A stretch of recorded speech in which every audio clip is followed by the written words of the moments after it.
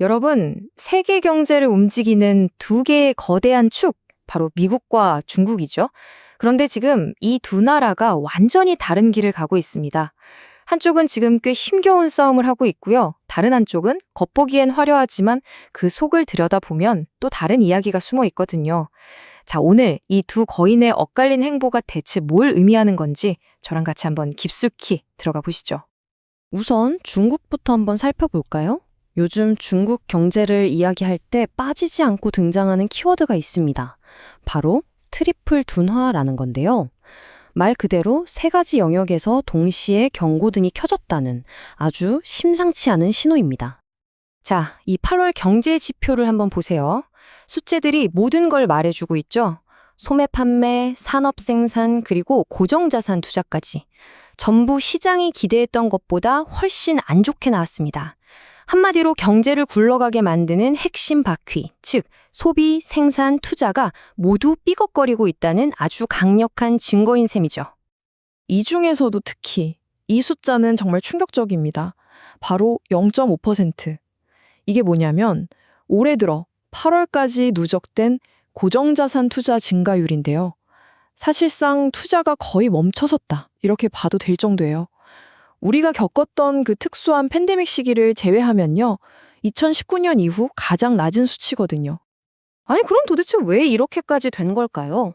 이게 어느 한 가지 문제 때문이 아닙니다. 끝이 보이지 않는 부동산 시장 침체, 얼어붙은 제조업 투자, 그리고 무려 35개월, 거의 3년 가까이 이어진 생산자 물가 하락까지. 이 모든 게 복잡하게 얽히고 설켜서 나타난 결과라는 거죠. 그만큼 디플레이션의 그림자가 아주 짙게 드리워져 있다는 뜻이기도 하고요. 자, 그럼 이번엔 무대를 바꿔서 미국으로 한번 가볼까요? 여기서는 중국과는 전혀 다른 이야기가 펼쳐지고 있습니다.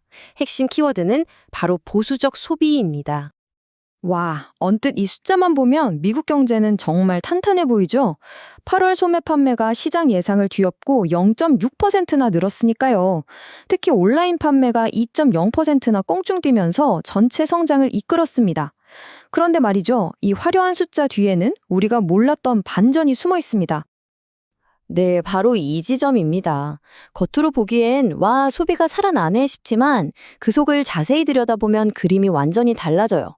소비자들이 이제 더 싼 물건을 찾아서 온라인으로 몰려가고 있고요.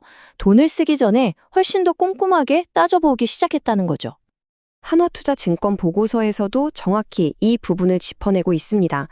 소비자들이 가격에 민감하게 반응해서 상품을 아주 신중하게 고르고 있다. 이게 무슨 말이겠어요? 예전처럼 그냥 막 쓰는 묻지마 소비 시대는 끝났다는 겁니다. 이제는 아주 영리하고 또 보수적인 소비 패턴으로 바뀌고 있다는 거죠. 자, 그럼 중국은 주춤하고 미국은 신중해지는 이 상반된 흐름. 이게 우리 한국 경제에는 과연 어떤 영향을 미치고 있을까요? 바로 여기서 아주 중요한 현상, 디커플링이 등장합니다. 디커플링. 좀 어려운 말 같지만 쉽게 말해서 각자 갈 길 간다 이겁니다. 오랫동안 끈끈하게 엮여있던 두 경제가 서로 다른 방향으로 움직이기 시작했다는 뜻인데요. 예전에는 중국이 기침하면 한국은 독감에 걸린다는 말이 거의 공식처럼 여겨졌잖아요. 이제 그 공식이 깨지고 있다는 겁니다. 이게 그냥 하는 말이 아니고요. 실제로 시장이 그걸 보여주고 있어요. 보세요.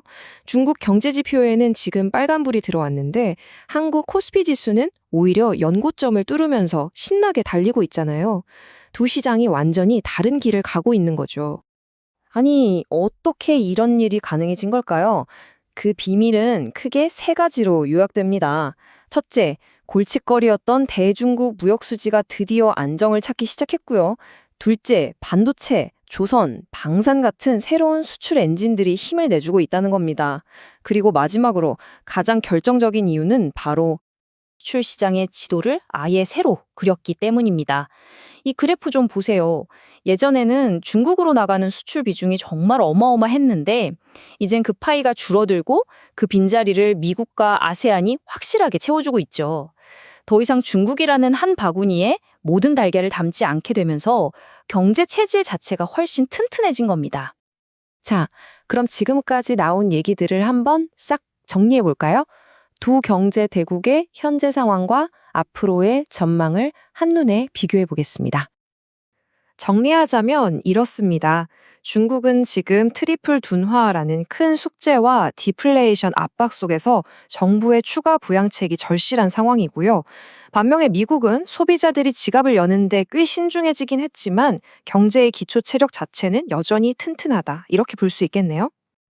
근데 우리가 이 흐름을 알아야 하는 진짜 이유가 바로 여기에 있습니다. 이 두 경제의 엇갈린 행보는 그냥 그렇구나 하고 넘어갈 숫자가 절대 아닙니다. 지금 이 순간에도 전 세계의 공급망과 기업들의 투자 전략을 뿌리부터 뒤흔들고 있는 거대한 변화 그 자체이기 때문이죠.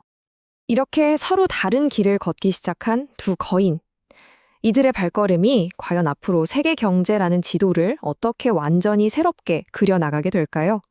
오늘 이야기가 그 거대한 변화의 흐름을 읽어내는데 여러분께 작은 나침판이 되었기를 바랍니다.